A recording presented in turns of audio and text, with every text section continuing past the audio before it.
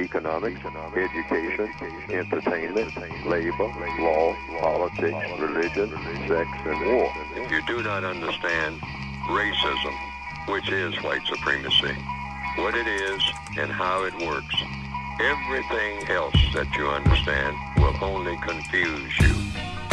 Confuse you. Confuse you.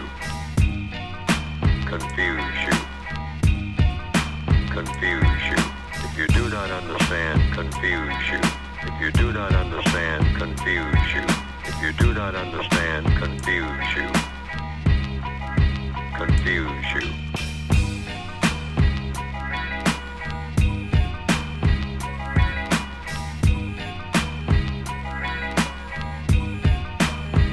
My definition of white supremacy and racism, I use those two terms as synonyms. I use the same definition for both terms. That definition is as follows: a global system of people who classify themselves as white and are dedicated to abusing and or subjugating everyone in the known universe whom they classify as not white. Economics, education, entertainment, labor, law, politics, religion, sex, and war.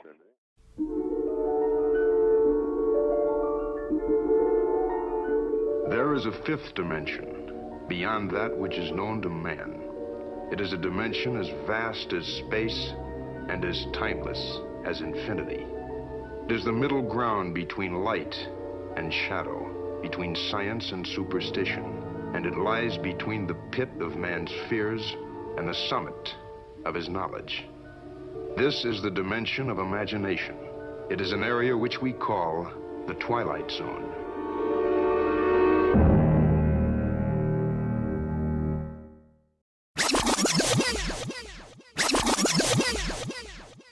ASI is in Washington, D.C. today to celebrate 400 years of slavery in America. America started breeding slaves in August 1619. January 16, 1865, General Sherman was supposed to enact an order where slaves got 40 acres and a mule. He dropped the ball. It didn't happen. ASI is a nonprofit organization established in 2001 to represent the American slave culture. Our mission is threefold: properly identify American slaves as the American slave culture, guide descendants of American slaves to the economic battlefield that Dr. Martin Luther King Jr. told us to go to when we were misidentified as Negroes. And then we will assimilate descendants of American slaves into mainstream America properly. ASI is the foundation that supports the American slave culture. It belongs to descendants of American slaves. The intelligence we receive here today will promote growth in the American slave culture. ASI's plan is profitable and it is idiot-proof. We can't lose if we follow the plan, because intelligence has no boundaries. Descendants of American slaves are not African Americans. There is no reason for our people to continue down this road of racial destruction, broke and begging, when ASI is showing us a better way to go. If the U.S. government won't help us, there are enough rich slaves in America to free our own people. I designed this here plan right here to medicate the suffering and the hurt that was done to the American slave culture. This plan here is an economic plan that will usher descendants of American slaves into mainstream America. We have since stagnated in racial ignorance, misidentified, misnamed, and regulated to economic starvation. Black leaders are discussing reparations for slavery emotionally. This creates more mystery and mystique to slavery than is necessary. We must connect with the divine power that is reflected through us from slavery. African Americans, by definition, description, and explanation, are immigrants. America didn't breed African Americans. America bred slaves. The slaves belong to America. We are therefore American slaves. And after 400 years of slavery, we are ready to make our move to the economic battlefield. If black leaders don't wise up and understand who we are and understand that we are American slaves, we will be stuck right where we are forever, in inner city poverty, receiving welfare checks, and waiting for white folks' handouts. My work for the past 50 years is my gift to America. Descendants of American Slaves' future is looming right before us. It is up to today's leaders what the future holds for the American slave culture. If you get a chance, visit www.slaves-usa.com.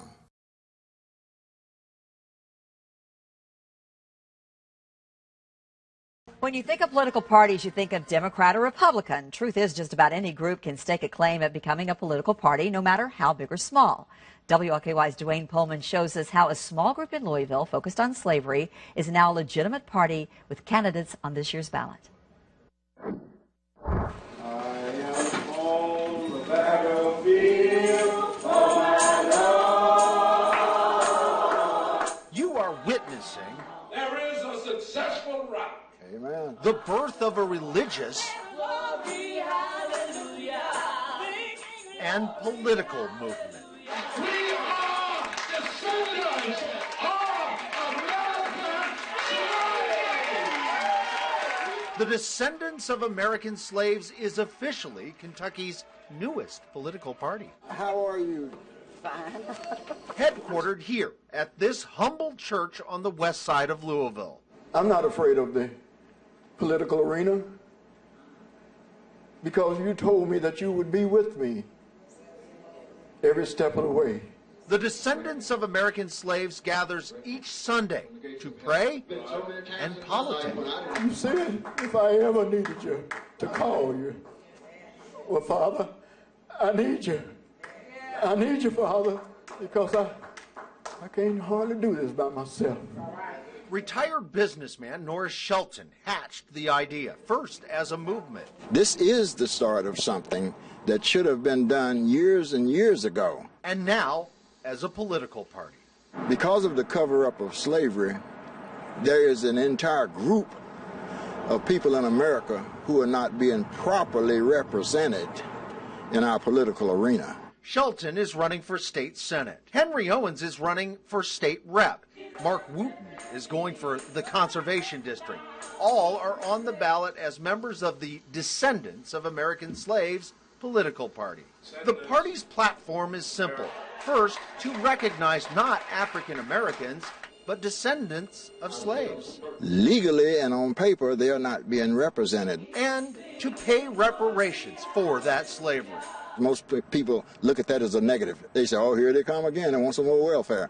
Well, that's not necessarily true. Only by addressing the original sin of slavery, Shelton says, can Louisville, Kentucky, and the country reverse discrimination, violence, and despair now gripping our cities. That's why we see all these killings and murders in the West End and so much crime and violence. And I believe that change is necessary sometimes. amen. While some may dismiss these sights and sounds, Shelton is sure that his grassroots group will grow into a larger movement that will sweep the country. I see this as being as large as the American Civil War. One believer at a time. Jesus lifted me. I'm Dwayne Pullman, WLKY News. Shelton is running against State Senator Gerald Neal. Neal is the first African-American man elected to Kentucky's Senate and has served in the state legislature longer than any other African-American. Later in the month, we'll focus on both candidates.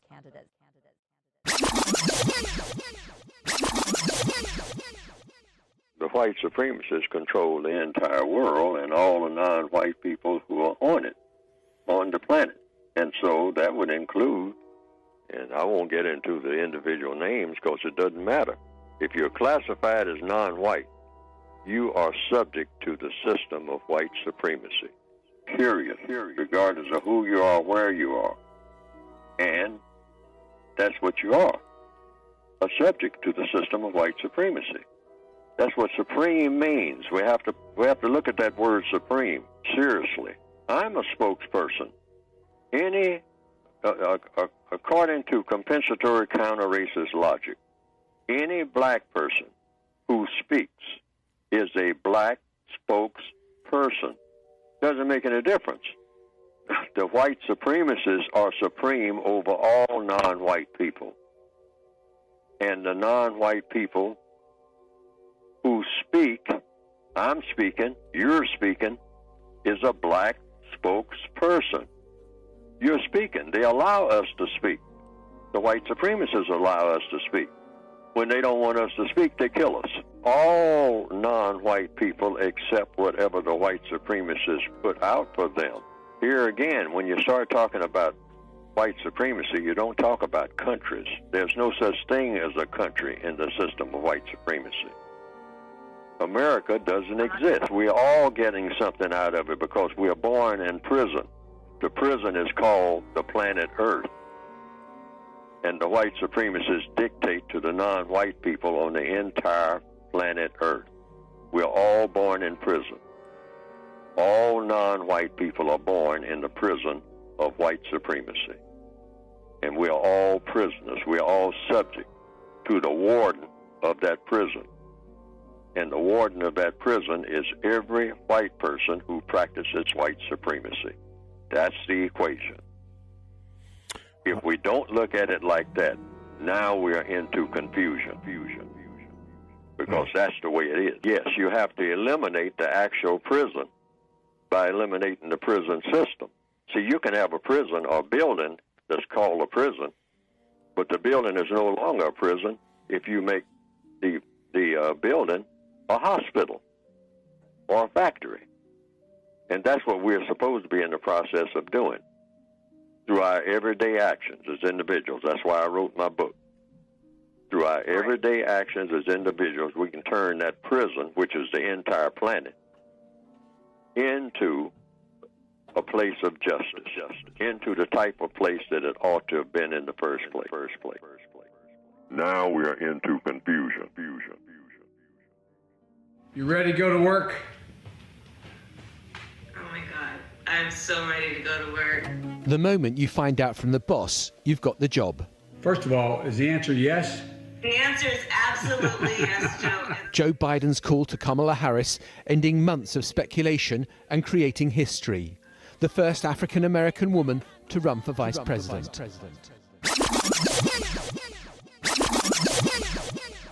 Now we are into confusion. The first African-American woman to run for vice president. The first African-American woman to run for vice president.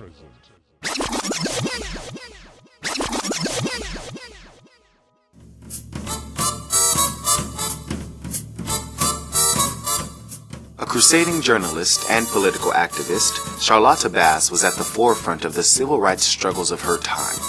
Charlotta Bass was an extraordinary woman. Why? She recognized her talent and had the courage to act upon convictions. She also did the unexpected. In an era when racism was rampant and women and people of color were largely excluded from public discourse, she headed an African-American newspaper in Los Angeles that sought civil rights for the disadvantaged. As editor of the California Eagle from 1912 to 1951, Charlotta Bass was a tireless advocate for social change. Born in 1874 in South Carolina, she moved to Los Angeles in 1910 and found a job selling subscriptions at the Eagle newspaper for $5 a week. At the time, the Eagle was California's oldest African-American newspaper. In 1912, the manager of the paper asked Charlotta to take over as editor. A year later, she bought the newspaper for $50 and changed the name to the California Eagle. Her newspaper career spanned 40 years, through World War I and II, the Great Depression, and the early Civil Rights Movement. Throughout these changing times, the California Eagle was Charlotta Bass's voice to challenge inequality for African Americans, workers, women, and other minorities. But she was not content with merely describing unjust conditions. She used her weekly column On the Sidewalk and other editorials to promote direct action campaigns. Through her 1931 Don't Shop Where You Can't Work campaign, she promoted boycotts of places known for discriminatory hiring practices. Charlotta attacked racism on all fronts by calling attention to police brutality against minorities and condemning the derogatory portrayal of African Americans by Hollywood. She also pushed for reform and ran as a political candidate at the local and national level. In 1952, Charlotta Bass made history by becoming the first African American woman to run for Vice President of the United States, running with the slogan, "Win or lose, we win by raising the issues." Charlotta Bass exposed prejudice in all areas of life and wasn't afraid of the repercussions. Her uncompromising stance against racial injustice resulted in her life being threatened on many occasions. She was also branded a communist, and the FBI placed her under surveillance on the charge that her paper was subversive. But she never wavered in her pursuit of justice. Charlotta Bass and her newspaper served the people, speaking for them and fighting for them against inequality. The combined force of her writing and political activism helped to lay the groundwork for the civil and political liberties we enjoy today.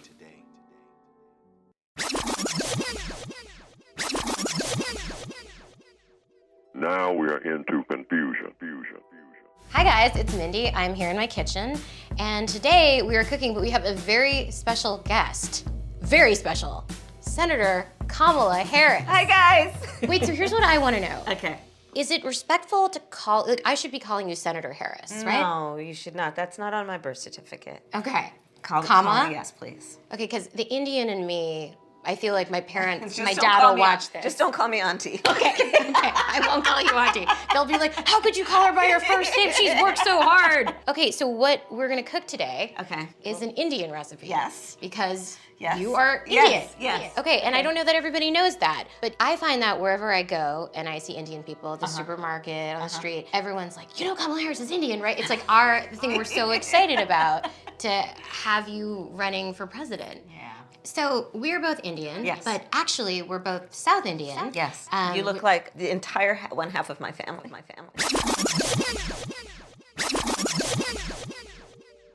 Now we are into confusion. When it comes to college admissions, how much of a role should race play? That question back in the news this week. For the first time in Harvard University's history, the majority of students accepted into the incoming freshman class identify as non-white, 50.8% to be precise. But at the same time came news that the Department of Justice is investigating allegations the school is denying places to qualified Asian American students. VJ Jojo Chokolingam, now the head of admissions consultant at Interview SOS, has a unique experience with this topic. An Indian American, he realized the only way that he would be accepted at med school would be to pass as black. He chronicled his experiences in his book, Almost Black, the true story of how I got into medical school by pretending to be black. VJ Chokolingam joins me now. So you were studying statistics at the University of Chicago, and you say to yourself, I don't stand a chance with my 3.1. What did you do? Well, I shaved my head, I trimmed my eyelashes, and I decided to join the organization of black students so I could apply to medical school as a black man. I also used my middle name, Jojo. I subsequently interviewed at medical schools across the country and managed to get waitlisted at Washington University and the University of Pennsylvania, then ranked the second and the third and fourth best medical schools in the country, and got into St. Louis University School of Medicine, despite the fact that my pretty pitiful 3.1 GPA was dramatically lower than their average of 3.7. Now, I wanted to mention a statistic you mentioned earlier in the program, which is that the majority of Harvard is now a minority. And I don't think that's true. I think that's very deceptive, because I think you're forgetting about the Pocahontas factor. And that is that there's a large number of people who are whiter than winter in Alaska, who pose as minorities based on flimsy reasons. And as a result, it skews the statistics because they know that it can improve their chances of admission. So self-reporting of statistics that are minority, I don't think that's necessarily the best data to use. So, VJ, what you're saying is that you didn't just check a box, you went full-on Tootsie, and there are others out there who may not adopt the personification of a particular group, but they're checking the same box in the same way. I'm an independent admissions consultant. And I have so many clients who, they have an African-American great-great-grandfather, their great-great-grandmother was Hispanic or something like that. And for very flimsy reasons, they call themselves minority because they know it's going to improve their chances of admissions. So we cannot ignore the Pocahontas factor when you look at that statistic that 51% of people at Harvard are saying that they're all right, well, listen, because you are using the nickname, let's go there. You've said that what Lincoln did vis-a-vis slavery, Trump will do vis-a-vis affirmative action. Explain. I believe that President Trump, by appointing conservative anti-affirmative action justices and by using the Justice Department to go after the colleges and universities, I believe that he will end affirmative action like Lincoln ended slavery. As you know, Bob Jones University many years ago lost its nonprofit status because of its racist policies. Similarly, when it comes to the issue of affirmative action, the colleges and universities have pleaded guilty as charged. They publicly endorsed racial discrimination in the form of affirmative action in the Fisher case. Therefore, the Trump Justice Department could use, with the change in the Supreme Court, could effectively force the universities to end their racist affirmative action policies by forcing them to lose their federal funding. So, as I said, President Trump will end affirmative action like Lincoln ended slavery. And I want to put on the screen a pie chart that shows the breakdown of this incoming class at Harvard. And I want to ask you a question. 22.2% Asian American.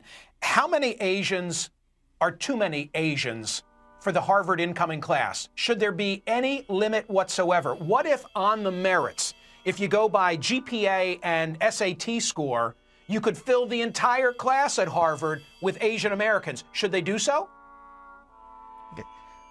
First of all, there is a multifactorial admissions process. There are 9 criteria, including grades, test scores, letters of recommendation, essays. So I'm not saying that grades and test scores should be the only consideration. The second thing is data can easily be manipulated. I'm a CFA charter holder, but I can assess that. But the simple point is that as an Asian American, it is harder to get into college or graduate school than any other racial category. In every place where the data is available, it is consistently harder for an Asian American to get in. I used the example earlier of medical school admissions, where it was 50% easier to get into medical school as an Asian American compared to an African American. So statistical data, there is no rationalization for racism. Affirmative action is a system of legalized racism. It is a racial classification system that changes people's chances of admission to college or graduate school, and there is no justification for it. But Vijay, you understand the point that I'm trying to make, which is to say that from the perspective of the admissions office, they are seeking to assemble a diverse student body. And if Asians on the merits could dominate the class, they might not want to do that because that therefore detracts from the ability of having equal representation of all groups. You get the final word as long as you make it quick. I'm glad that you brought up that point. I had the opportunity to go to UCLA, which is a school that doesn't practice affirmative action in admissions. We had a diverse class of African Americans, Hispanics, Asian Americans, and whites with a rich educational experience without practicing racial discrimination in the form of affirmative action. So I don't want anyone to believe that affirmative action racism is essential to a good education. Understood. Vijay Jojo Chokal Ingham. By the way, Mindy Kaling's brother. I saved that for the end. Thank you for being here.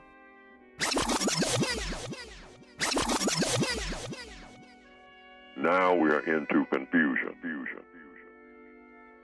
Well, first of all, I'm actually grateful to Mindy because she was the first person all of those years ago to suggest that I should write about my experiences posing as black. She thought it was pretty funny and actually pretty cool that I got in by posing as black. Still, years later, when I approached her with the copy of the book proposal and asked for her support, I was surprised when she told me this book will bring shame on the family and told me she strongly opposed it. I was even more surprised when she called Us Weekly and told them that she was not aware of the plot when it went down, because the truth is, Not only was she aware, but she actually advised me. She advised me to withdraw my application from Harvard and Dartmouth, where my family had connections. Maybe I should not have been so surprised by Mindy's opposition to the book, because after all, she benefited from NBC's diversity program. You might say that Mindy made millions because of affirmative action. Although personally, I don't think that anyone should benefit from racism.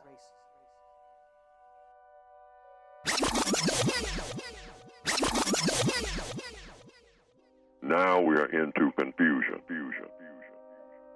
Today's Black History Month FYI honors civil rights activist Charlotta Bass, the first black woman to own and publish a newspaper.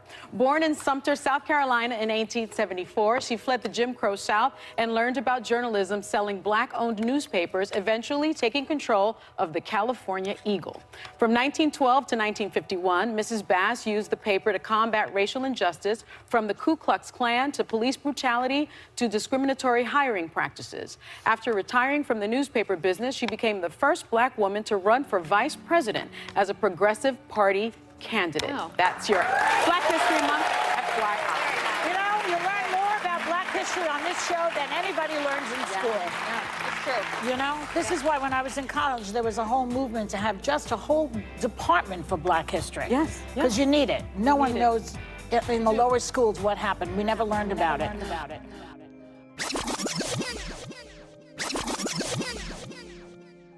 Now we are into confusion. Now, we were in Cleveland for the Republican National Convention. It seemed like Donald Trump and company were trying to make an overture to the South Asian community. They had a Sikh Ardas to start off day two. They had Muslims for Trump. What, if anything, is the Democratic Party trying to do to get South Asians involved in this party? Yeah, well, the Democratic Party for a very long time, not just this election cycle, has been doing a lot of active outreach around the South Asians, around the API in general, and will continue to do it. I mean, what we know in particular when you're talking about the South Asian community, we're talking about the Indian community more specifically, it is a growing community in the United States in terms of its voting bloc, in terms of its participation, and I think the party knows that and knows that this is part of our collective community, and there needs to be outreach and inclusion. And certainly you could become the first Indian senator in U.S. history, which would be quite an accomplishment. Knock wood. Kamala Harris, Attorney General of California, U.S. Senate candidate, thank you so much. Thank you so much.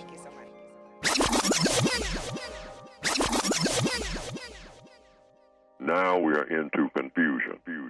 Presidential candidate Kamala Harris decided to hit up the Breakfast Club and really open up to Charlemagne and the crew. Kamala specifically addressed her critics who have been questioning her blackness due to the fact that her parents were immigrants born in India and Jamaica. She spent her high school years in Canada, and because she's married to a white man. Here's what Kamala had to say. They're trying to do what has been happening over the last 2 years, which is powerful voices trying to sow hate and division among us. Mm-hmm. And so we need to recognize when we're being played. But I'm black, yes. And I'm proud of being black. Absolutely. And I was born black, I will die black. And I'm proud of it. And I'm not going to make any excuses for anybody. Now we are into confusion. Do you support reparations for black people? Well, listen, again, we had over 200 years of slavery. We had Jim Crow for almost a century. We had legalized discrimination and segregation, and now we have segregation and discrimination that is not legal but still exists and is a barrier to progress. We have disparities around housing. We have disparities around education. We have disparities around income. And we have to recognize that everybody did not start out on an equal footing in this country. And in particular, black people have not. And so we have got to recognize that and do something about that and give folks a lift up. That's why, for example, I'm proposing the LIFT Act. Give people who are making $100,000 or less as a family a tax credit, which will benefit and uplift 60% of black families who are in poverty. So by default, it affects black families, but there's not a particular policy for African Americans that you would explore. But no, if you look at the reality of who will benefit from certain policies, when you take into account that they're not starting at the same place and they're not starting on equal footing, it will directly benefit black children, black families, black homeowners, because the disparities are so significant. So if we focus on the specific issues that have resulted in the greatest disparities, and we understand that that's part of why we're doing it. Listen, the reality also is this: any policy that will benefit black people will benefit all of society. Let's be clear about that. Let's really be clear about that. So I'm not gonna sit here and say I'm gonna do something that's only gonna benefit black people. No, because whatever benefits that black family will benefit that community and society as a whole and the country. Right? Now we are into confusion. So, ladies, like Kamala, have you ever had to deal with someone trying to question the authenticity of your race? Confusion. With all this melanin, no, it has never happened to me. Abundantly clear that I am a black woman. And I think they only do that with black people. Like this one thing, first of all, we're not cute enough, perfect enough, all of that. And then when we try to advance, we have to prove that we're black, which are all the things that they say we shouldn't be. Right. So I'm just confused by it. I don't understand it. And may I say this about my soror, Kamala Harris? She went to Howard University and pledged Alpha Kappa Alpha. You don't get no blacker than that. Yeah. She's black. Yeah. She's black. She's black. Well, if you're talking about, there's a difference between black people. Black people, because I looked up the term, is used socially for racial classification in certain countries. So she would be black. If you're talking about blackness, that is a word that's used to describe a persona or emotional bonding experience with the black culture. I do think, in all due respect, that people are questioning her blackness because of some of the things that she has done in her past when she was a prosecutor. And I think that's what people are talking about when it comes to prison reform. And with her being married to a white man. I have to say this, me being a person dating a white man, that is about compatibility. That is not about blackness. Now we are into confusion. California's Kamala Harris is the first Indian American U.S. Senator. Confusion. Remember, Kamala Harris, California's Attorney General, has also made history, becoming the first Indian American woman to be elected to the U.S. Senate. Confusion. Senator Harris, you have also been quite critical of Vice President Biden's policies on race, specifically on the issue of busing in the 1970s, having benefited from busing when you were a young child. Vice President Biden says that your current position on busing, you're opposed to federally mandated busing, that position is the same as his position. Is he right? That is simply false. And let's be very clear about this. When Vice President Biden was in the United States Senate working with segregationists to oppose busing, which was the vehicle by which we would integrate America's public schools, had I been in the United States Senate at that time, I would have been completely on the other side of the aisle. And let's be clear about this. Had those segregationists their way, I would not be a member of the United States Senate, Cory Booker would not be a member of the United States Senate, and Barack Obama would not have been in a position to nominate him to the title he now holds. And so, on that issue, we could not be more apart, which is that the Vice President has still failed to acknowledge that it was wrong to take the position that he took at that time. Now, I would like to also talk about this conversation about Eric Garner, because I too met with his mother. And one of the things that we've got to be clear about is that this President of the United States, Donald Trump, while he has been in office, has quietly been allowing the United States Department of Justice to shut down consent decrees, to stop pattern and practice investigations. On that case, we also know that the Civil Rights Division, this is important, the Civil Rights Division of the United States Department of Justice said charges should have been filed, but this United States Department of Justice usurped, and I believe it is because that president did not want those charges to go forward, and they overrode a decision by the Civil Rights Division of the United States Department of Justice. Under my administration, the Civil Rights Division will reign, and there will be independent investigations. Vice President Biden, I want to give you a chance to respond to what Senator Harris just said. When Senator Harris was the Attorney General for 8 years in the state of California, there were two of the most segregated school districts in the country. in Los Angeles and in San Francisco. And she did not, I didn't see a single solitary time she brought a case against them to desegregate them. Secondly, she also was in a situation where she had a police department when she was there that in fact was abusing people's rights. And the fact was that she, in fact, was told by her own people, that her own staff, that she should do something about and disclose to defense attorneys like me that you, in fact, have been, the police officer did something that did not give you information that would exculpate your client. She didn't do that.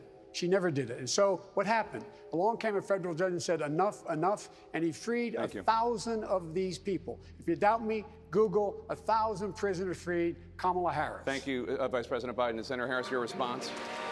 That is simply not true.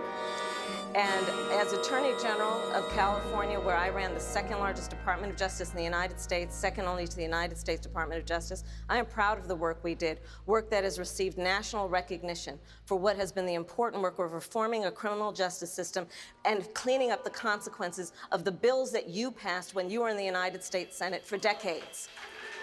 It was the work of creating one of the first in the nation initiatives around re-entering former offenders and getting them jobs and counseling. Thank you, Senator. I did the work as Attorney General of putting body cameras on special agents in the state of California, and I'm proud of that work. I want to bring in Congresswoman Gabbard. Congresswoman Gabbard, you took issue with Senator Harris confronting Vice President Biden at the last debate. You called it a, quote, false accusation that Joe Biden is a racist. What's your response? I want to bring the conversation back to the broken criminal justice system that is disproportionately negatively impacting Black and brown people all across this country today.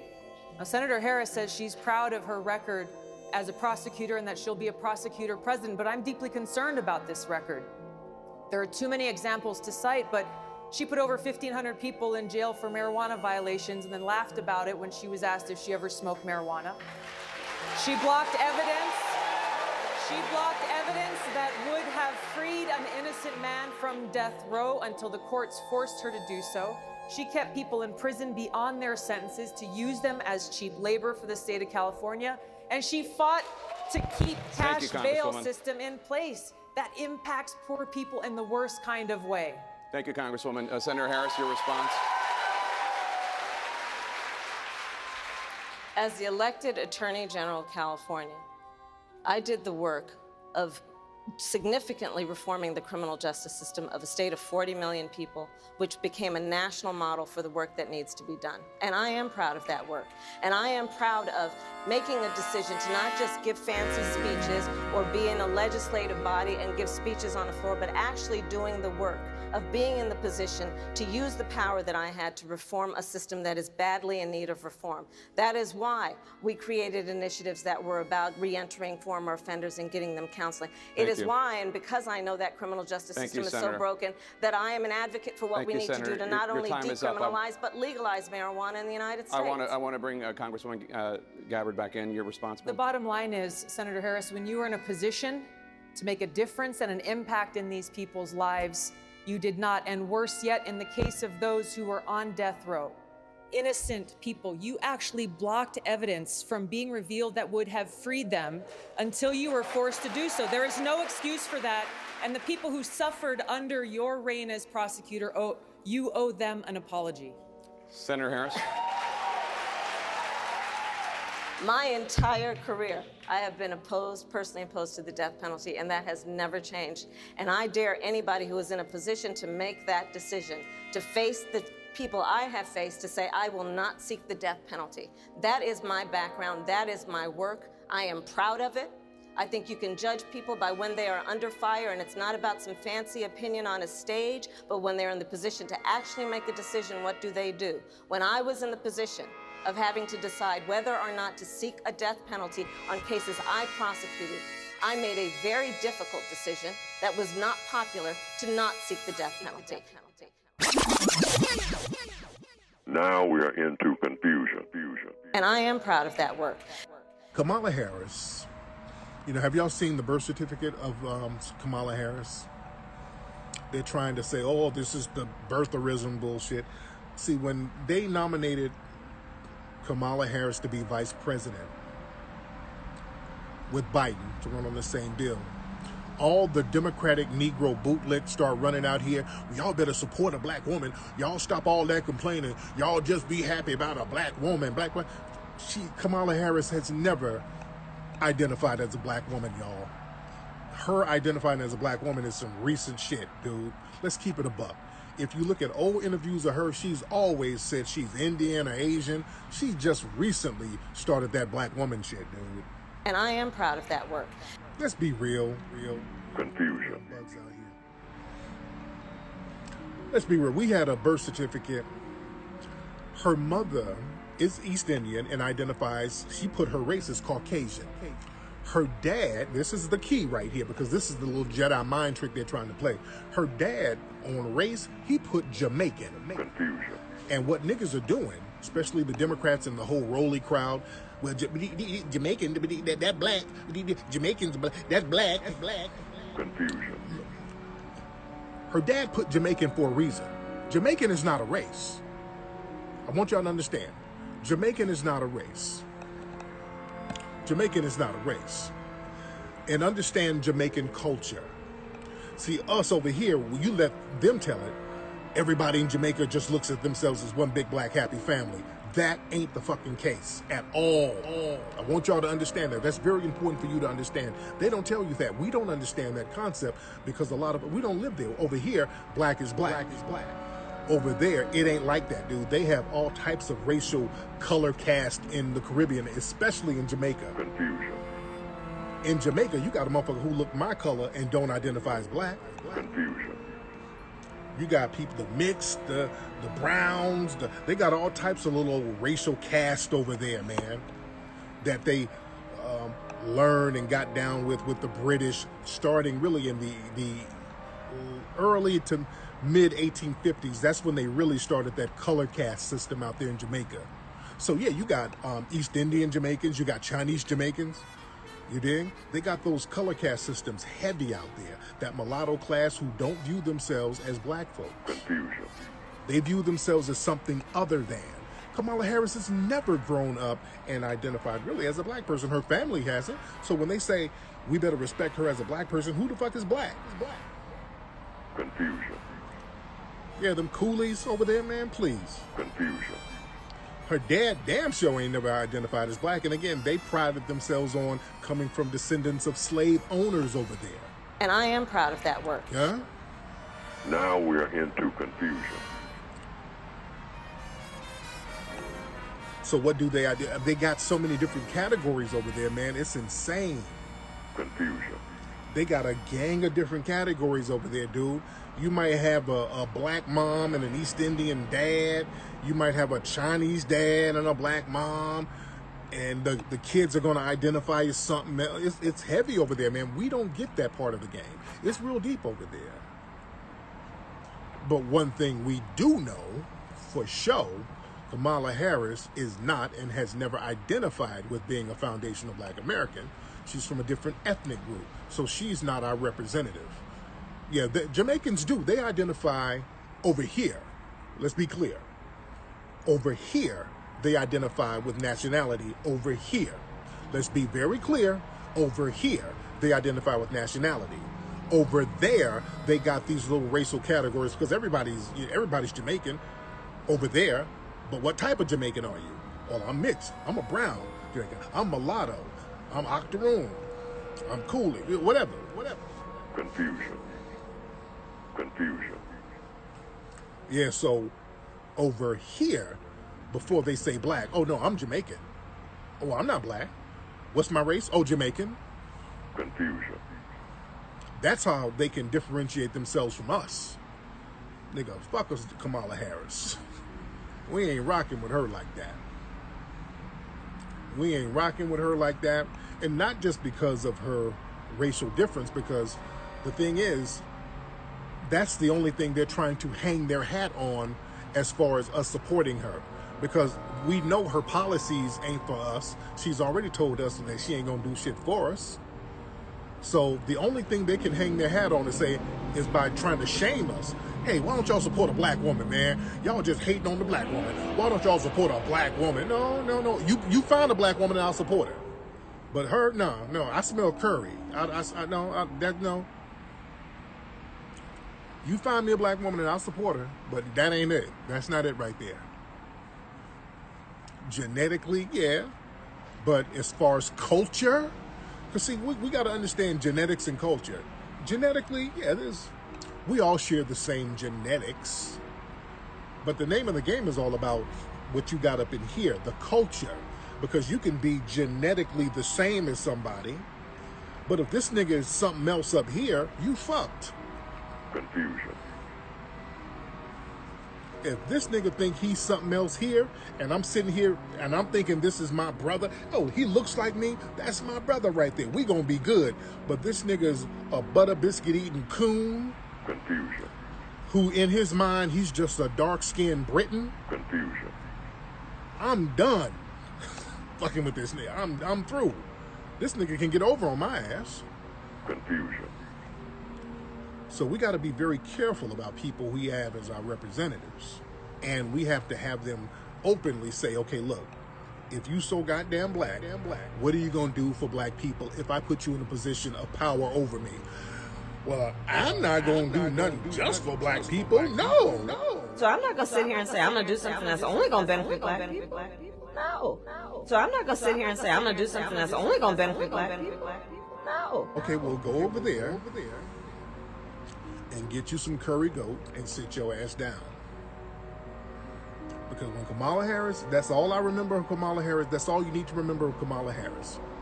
Kamala Harris talking about what the fuck she ain't going to be doing for black people.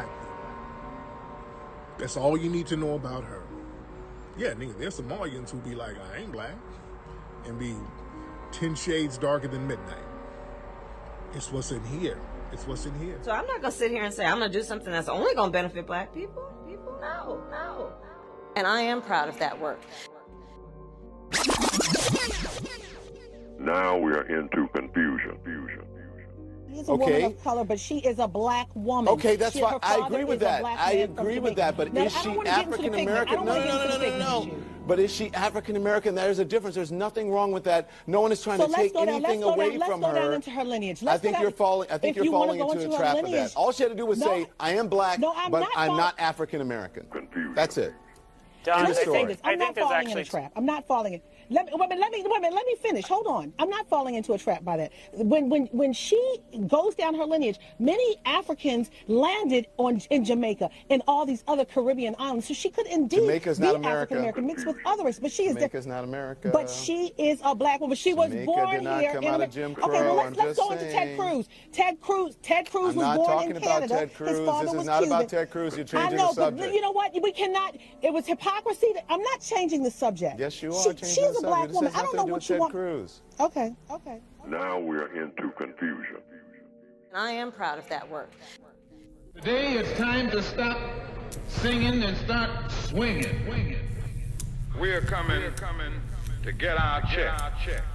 You are now listening to P.A.R. That's People Activity Radio. And I'm your host, John G. Horse. Welcome. You have found your family in a peaceful place. P.A.R. is a family-friendly information distribution program seeking to inform non-white people, in particular, black classifieds, and assisting in counter-racist codification. The title of today's episode is United States Descendants of Enslavement Defined, Benign Neglect, Racial Classification Confusion, and the Illusion of Inclusion. I'm gonna repeat that one more again. The title of today's episode is United States Descendants of Enslavement Defined, Benign Neglect, Racial Classification Confusion, and the Illusion of Inclusion. Let's get it in. Where do we begin? This is P.A.R. People Activity Radio, and I am your host, John G. Horse. Welcome. You have indeed found your family in a peaceful place, and I will repeat the title of today's episode for context. And the title is U.S. Descendants of Enslavement Defined, Benign Neglect, Racial Classification Confusion, and the Illusion of Inclusion. Where do we begin? Where do we begin? I decided to delve into United States Descendants of Enslavement Defined for one reason and one reason only. And if you have not been living under a rock and you've paid a small bit of attention to anything mainstream radio or mainstream news, mainstream media have been presenting for the last week in the news cycle, it is this misinformation stating that Kamala Harris is the first black woman to be on a vice president ticket of a presidential campaign. Now, if I worded that wrong, y'all know what I mean. So let's move on. And that is not true. Am I here to debate whether Kamala Harris is classified as black? No. I'm going to give that on up. Let's just move forward saying that John G. Horse does not debate whether Kamala Harris is classified as black. Let's just move forward saying, yeah, she classified as black. Am I here to debate whether Kamala Harris is Indian or has Indian ancestors? No, I'm not. Her mama's from India. All I'm here to do is to define what a descendant of American slaves is. I'm here to define what an American descendant of slaves is. I'm here to give clarification on who and what a foundational black American is. Now, I say all three of these terms because they were founded by three different entities. Number one, Norris Shelton, retired businessman, I believe out of Alabama or Mississippi. I could be in error. You can find his information on slaves-usa.com. One more time, Norris Shelton, who created a codification identifying descendants of American slaves, has literature and information on what that is. And you can find that on slaves-usa.com. Also, similar codification. Most notable codification, which is very similar to Norris Shelton's DOAS, is Antonio Moore and Yvette Carnell's hashtag ADOS, which stands for American Descendants of Slaves. And if you're confused of who that is and what that is, you can find that information on ADOS101.com. One more time, Yvette Carnell and Antonio Moore's codification on this particular self-identification, exclusive identification for people who find themselves classified as black in the United States of America and descend from slaves. You can find their information on ADOS101.com. ADOS. And the third term that is used in conscious social lexicons is the foundational Black American hashtag, FBA, founded, created by filmmaker, lecturer, author extraordinaire Tariq Nasheed, and he has an exclusive news platform, media platform that uses that term, foundational Black American news. FBA News. You can find that on FBAnews.com.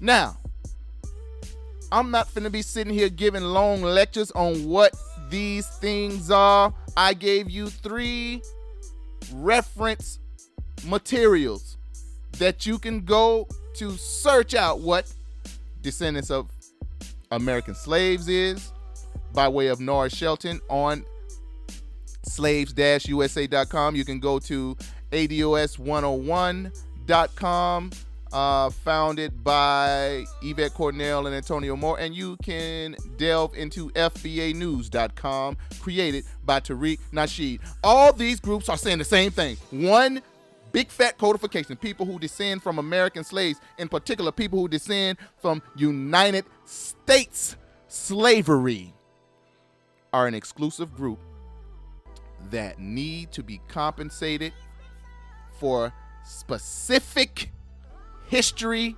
lineage, and heritage experienced by no one else but us from the federal government of the United States.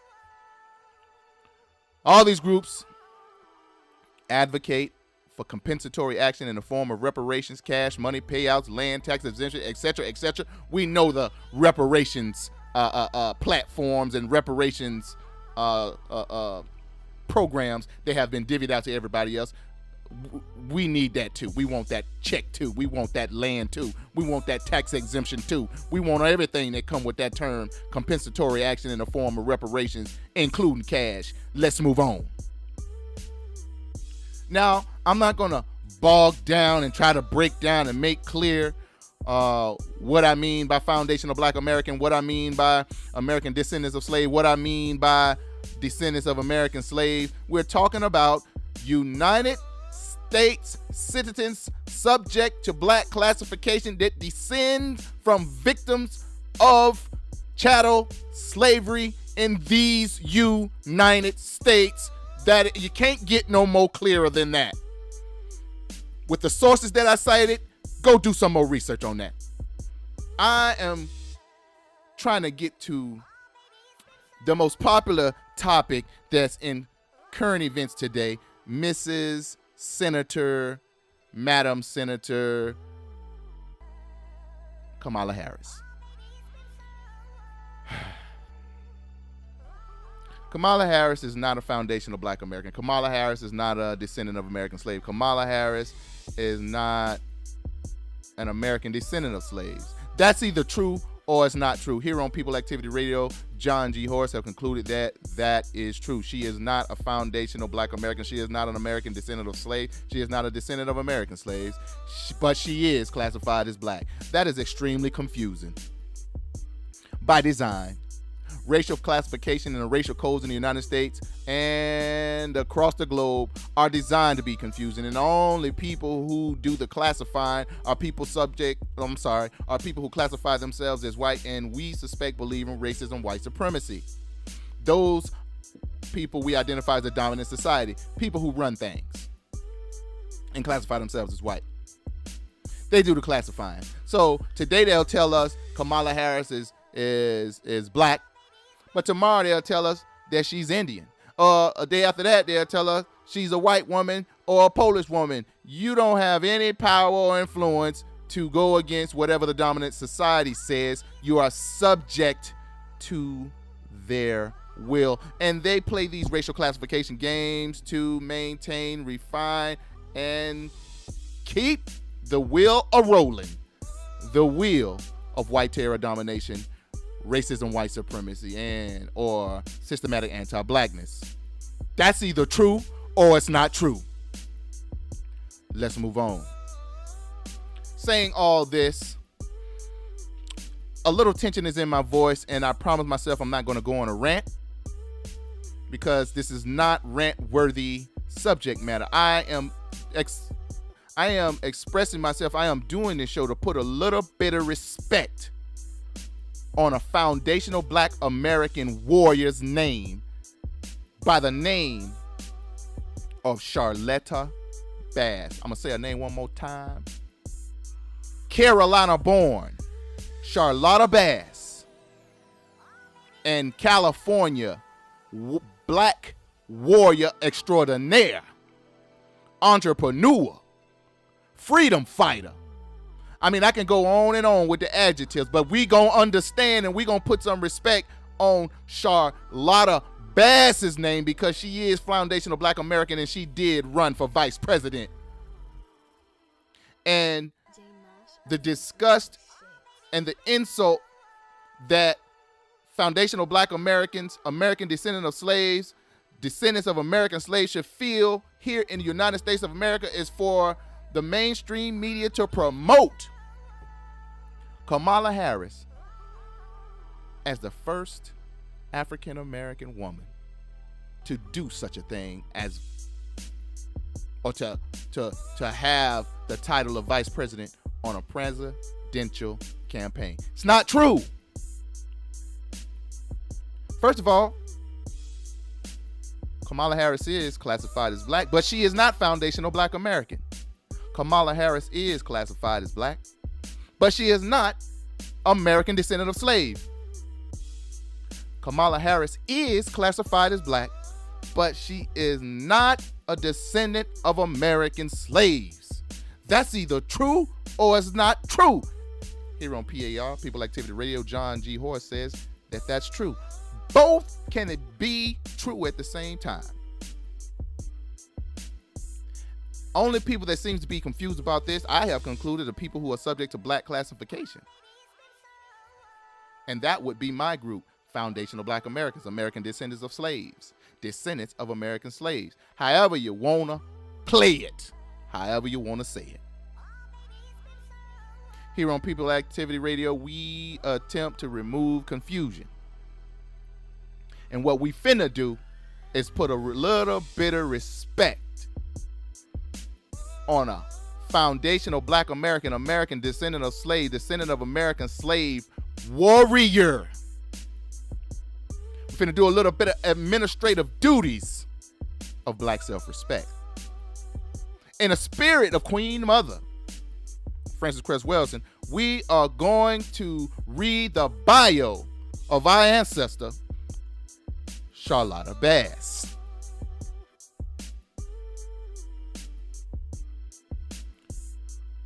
One of the responsibilities of people who understand that they are an exclusive group, one of the responsibilities of each and every member of the group, and you can find this in everybody else's group. You ever mistakenly called a person that identifies as Puerto Rican or Cuban, or vice versa?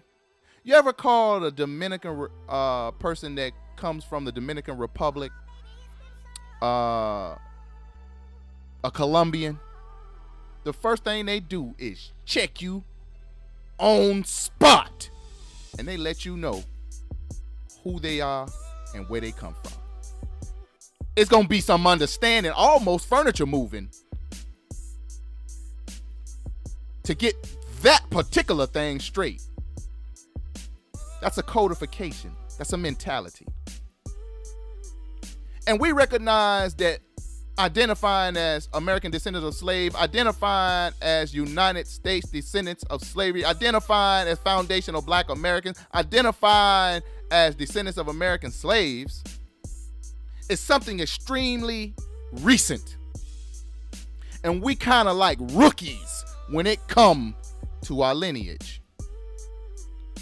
Look at me as a position coach. Look at John G. Horse. Look at P.A.R. Look at Yvette Carnell and Antonio Moore. Look at Tariq Nasheed.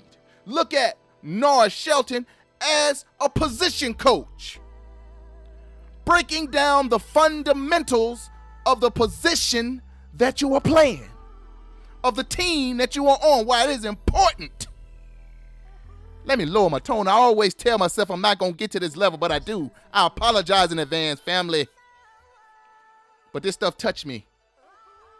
It touched me real deep because I want to convey how we are supposed to feel about ourselves. Our people have came through some smut in these United States of America, and we have paid the bill. We have paid the price. Everybody else eat the meal, though, coming from somewhere else, including immigrants that are classified as black. Am I saying that we need to mistreat and name call people who do not come from our heritage? No, I'm not. That's not what I'm saying. But what I am saying is, like every other group does habitually, we must develop a protective mentality when it comes to people being thrown into our group without any form of scrutiny and resistance. And I'm here to say, even though Kamala Harris is indeed an accomplished, talented, articulate, beautiful woman that has some black ancestry, or as mainstream media would call her, a woman of color, even though she has all that going on for her, I really don't want her thrown into foundational black American descendant of slave, descendants of American slave. I don't want her thrown into my group because she's not. She's never claimed it, as you heard in the clips that I played earlier. And for political capital, the consummate politician that she is, she uses it at her convenience whenever she needs it, and then she will take it away at her convenience when it is not beneficial to her goals or her interests. What I'm saying is people who are classified as black and subject to black classification historically have not had that luxury. When you get that black classification, ain't no shaking it. And as one of my contemporaries told me, and I'm gonna call him Detroit Red Baron, under the system of racism and white supremacy, it is extremely non-beneficial to be classified as black in all areas of people activity, not only worldwide, in these United States of America. But we still here. We still surviving. We still shaking and moving. And that in itself, you understand what I am saying, is an accomplishment alone that no one else can claim. So like I said, I am going to put a little bit of respect and do a little bit of administrative duties by honoring a warrior, a freedom fighter by the name of Charlotta Bass, United States descendant of slave, Charlotta Bass. I'm going to bring her in right too. Got to put a little respect on her name. We're going to bring her in with the Hamilton's depiction of put respect on it. You know how we do it here on People Activity Radio. Cue the Claire. Whoa, I want you to put it out. Put some respect on it. Listen, when you say my name, put some respect on it. I ain't playing with y'all. Put some respect on it. And I ain't gonna say it. And I ain't gonna say it no more. Listen, now I could have pulled up. Put some respect on it. But that ain't gay. Put some respect on it. Charlotta Amanda Spears Bass was an American educator, newspaper publisher, editor, and civil rights activist. She also focused on various other issues such as housing rights, voting rights, and labor rights, as well as police brutality and harassment. Bass is believed to be the first foundational Black American woman to own and operate a newspaper in the United States. She published the California Eagle from 1912 until 1951. In 1952, Bass became the first foundational Black American woman nominated for vice president as a candidate of the Progressive Party. Due to her activities, Bass was repeatedly accused of being part of the Communist Party, for which there was no evidence and which Bass herself repeatedly denied. She was monitored by the FBI, who continued to view her as a potential security threat up until she was in her 90s. And I ain't gonna say it. Charlotta Amanda Spears was born in Sumter, South Carolina on February 14, 1874 to Hiram and Kate Spears. She was the sixth child of 11. She received an education from public schools and one semester at Pembroke State College. When she was 20 years old, she moved to live with her brother in Providence, Rhode Island, where she worked for the Providence Watchman. Spears worked for the Providence Watchman for about 10 years. She moved to California for her health and ended up working at the California Eagle. Her first job at the California Eagle consisted of selling subscriptions. When its founder, John Nemore, died, she assumed the role of editor for the paper. She later became the owner of the California Eagle after purchasing it in auction for $50. At the time, she took courses at Columbia University and the University of California. In 1912, a new editor, Joseph Bass, joined the Eagle. Bass had been one of the founders of the Topeka Plain Dealer. He shared his concern with Spears about the injustice and racial discrimination in society. The Eagle developed a large Black readership. By 1925, the Eagle employed a staff of 12 and published 20 pages a week. The Eagle's circulation of 60,000 made it the largest African-American newspaper on the West Coast. It is credited as pioneering multi-ethnic politics, advocating Asian American and Mexican American civil rights in the 1940s, during which time the California Eagle, along with African American presses, were under investigation by the Office of the Secretary of War, who viewed it as a threat to national security. The Department of Justice interrogated Bass in 1942 over claims that the paper was funded by Japan and Germany. When the editor, John J. Nemore, became ill, he turned the operations of the Eagle over to Spears. After Nemore's death, the paper's new owner put Spears in charge. She renamed the newspaper company to the California Eagle due to the increasing social and political issues. Her purpose for the California Eagle was to write about the wrongs of society. The newspaper served as a source of both information and inspiration for the Black community, which was often ignored or negatively portrayed by the predominant white press. As publisher, Bass was committed to producing a quality periodical. In her weekly column, On the Sidewalk, begun in 1927, she drew attention to the unjust social and political conditions for all Los Angeles minority communities and campaigned vigorously for reform. Bass published the California Eagle from 1912 to 1951.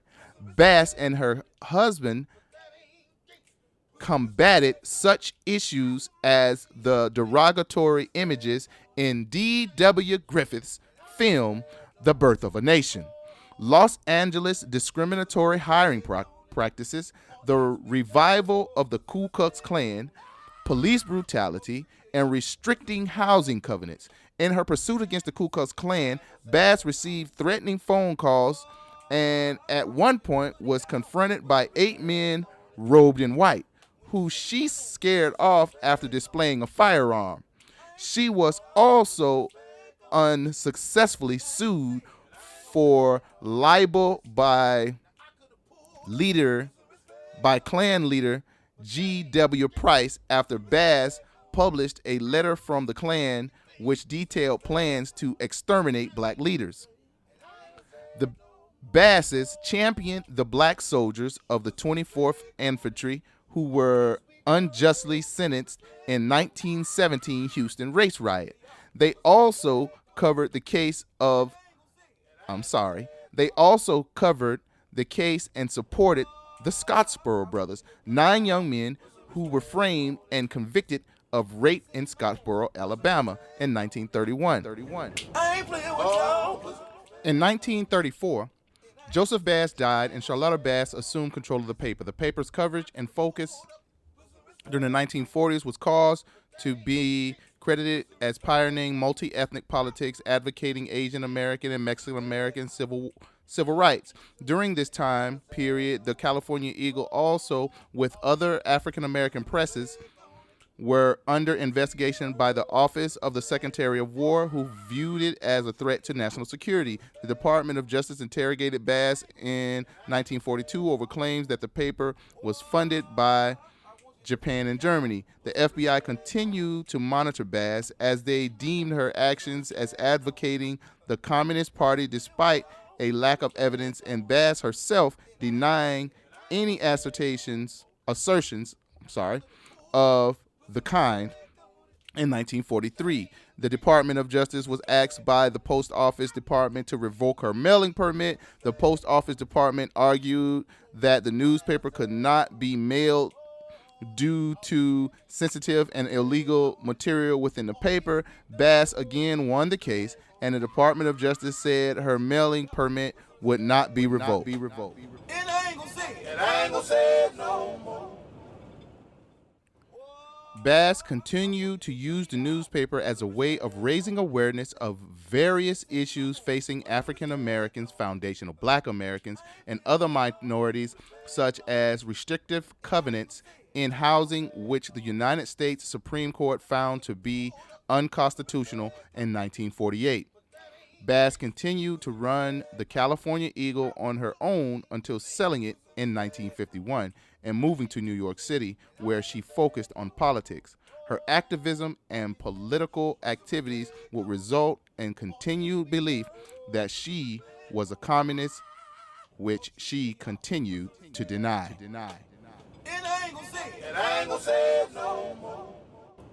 During the 1920s, Bass became co-president of the Los Angeles chapter of the Universal Negro Improvement Association, founded by Marcus Garvey. Bass formed the Home Protective Association to defeat housing covenants in all white neighborhoods. She helped found the Industrial Business Council, which fought discrimination in employment practices and encouraged Black people to go into business. As editor and publisher of the California Eagle, the oldest Black newspaper on the West Coast, Charlotta Bass fought against restrictive covenants in housing and segregated schools in Los Angeles. She campaigned to end job discrimination at Los Angeles General Hospital, the Los Angeles Rapid Transit Company, the Southern Telephone Company, and the Boulder Canyon Project. During the Great Depression of the 1930s, she continued to encourage Black businesses with the campaign known as Don't Buy Where You Can't Work. As a leader of both the NAACP and the UNIA, Bass spanned the divide between integrationist and separatist Black politics.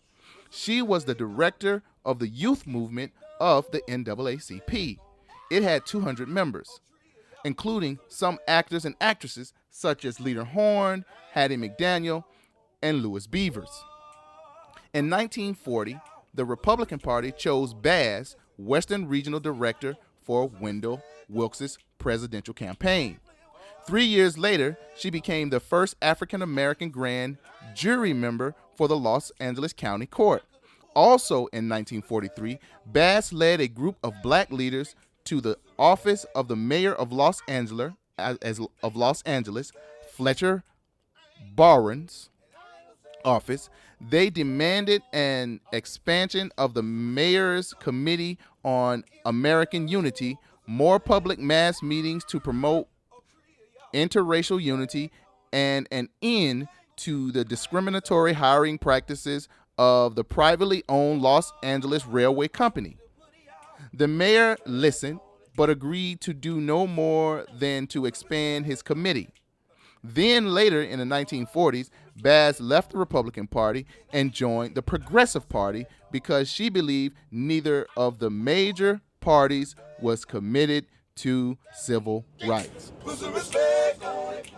Bass served in 1952 as the national chairman of the Sojourners for Truth and Justice, an organization of black women set up to protest racial violence in the South.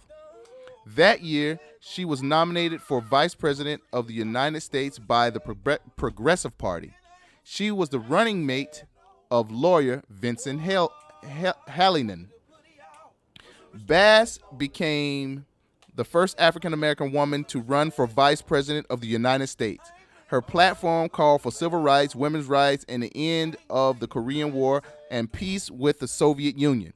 Bass's slogan during the vice presidential campaign was "Win or lose, we win by raising the issues." I'm going to say that once again. Bass became the first foundational black American woman to run for vice president of the United States. Her platform called for civil rights, women's rights, and the end of the Korean War and peace with the Soviet Union.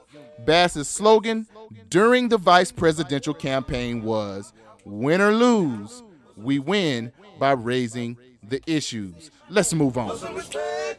Bass worked on issues that also attracted Luso Marino, who was active in Afro-Chicano politics in Los Angeles during the 1930s through 1950s. No record shows that the two women ever met, but in 1943 both served on the Sleepy Lagoon Defense Committee, a multiracial group that fought for the release of several Chicanos convicted of murder by an all-white jury, making Bass and Marino part of the same constellation of struggle.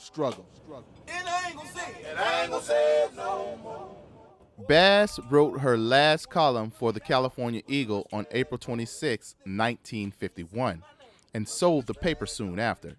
Considering the sum of her career as she was completing her autobiography, 40 Years, in 1960, Bass wrote, "It has been a good life that I have had, though a very hard one, but I know the future will be even better. And as I think back, I know that is the only kind of life. In serving one's fellow man, one serves himself best." In 1966, Bass had a stroke and afterwards retired to a Los Angeles nursing home. In 1967, at the age of 91, the FBI still classified Charlotta Bass as a potential security threat. During her years of retirement, she maintained a library in her garage for the young people in her neighborhood.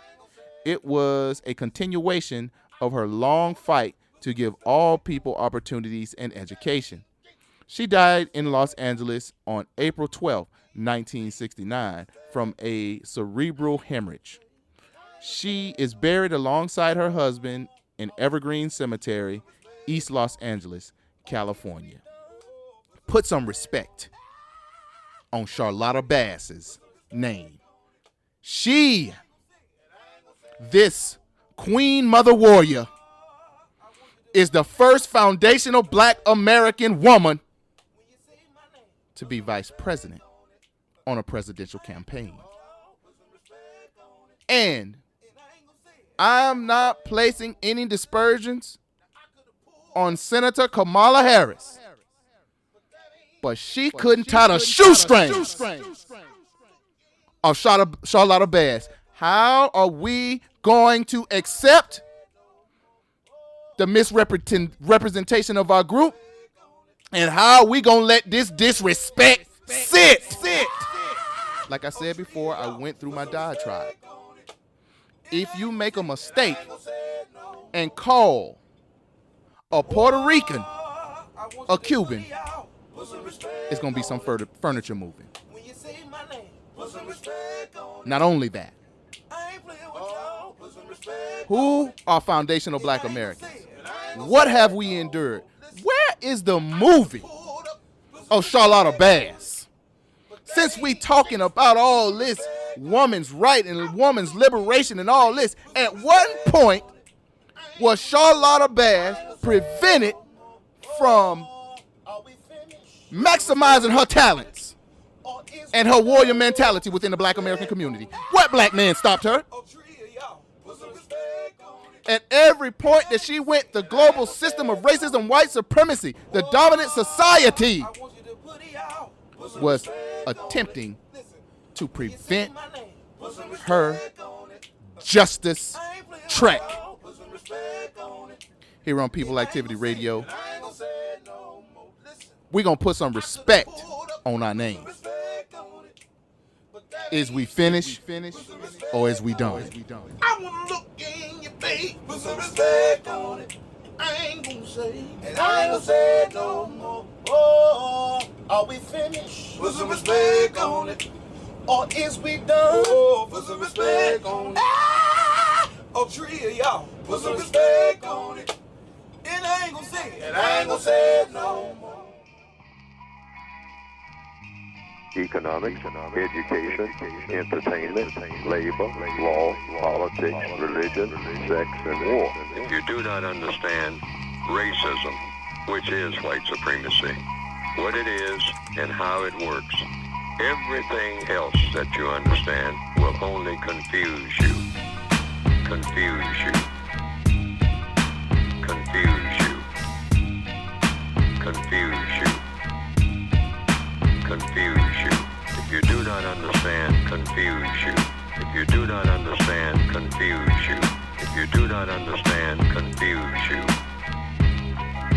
Confuse you.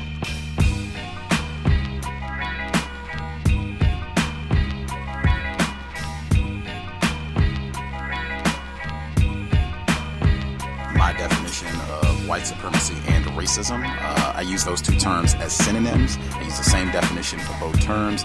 That definition is as follows: a global system of people who classify themselves as white and are dedicated to abusing and or subjugating everyone in the known universe whom they classify as not white. Economics, education, entertainment, labor, law, politics, religion, sex, and war.